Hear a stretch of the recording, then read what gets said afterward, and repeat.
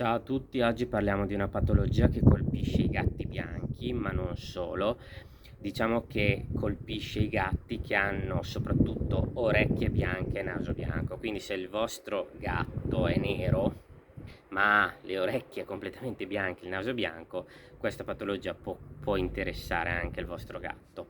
Quindi diciamo che è una patologia che interessa tutti i gatti che hanno le orecchie e il naso bianchi chiari, e sto parlando della dermatosi solare, ovvero di una dermatite che viene causata dai raggi solari, dall'esposizione dei raggi solari.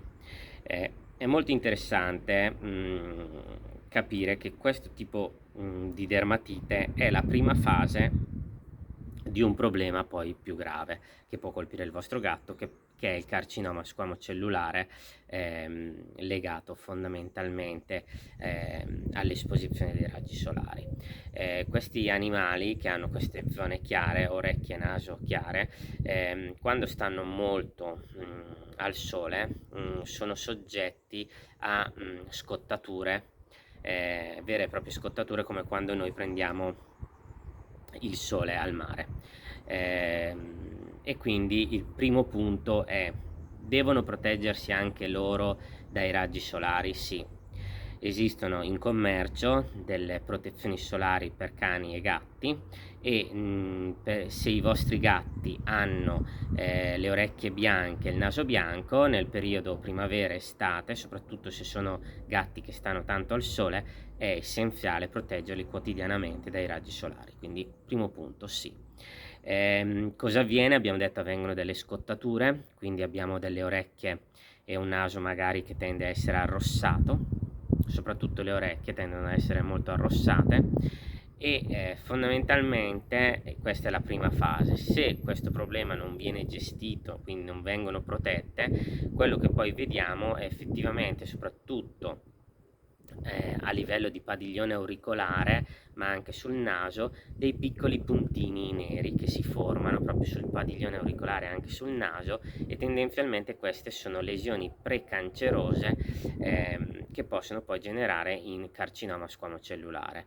Quindi la dermatite solare, la dermatosi solare è una prima fase del carcinoma squamocellulare, quindi è molto importante proteggere prima di tutto il gatto dai raggi solari, e secondariamente, quando si cominciano a vedere delle lesioni, ma proprio piccolissime, non bisogna troppo aspettare, perché molto spesso è già un inizio di un carcinoma. Quindi fondamentalmente bisogna portarlo dal vostro medico veterinario, che eseguirà chiaramente una valutazione ed eventualmente utilizzerà già una biopsia per valutare se il vostro gatto ha già un carcinoma squamocellulare. È molto importante riuscire a individuare le lesioni quando sono proprio piccole, perché chiaramente il successo terapeutico della chirurgia in quelle lesioni è veramente molto, ha una prognosi molto favorevole. Se invece arriviamo con nasi già molto deformati, orecchie già accartocciate, già distrutte, con un'importante necrosi,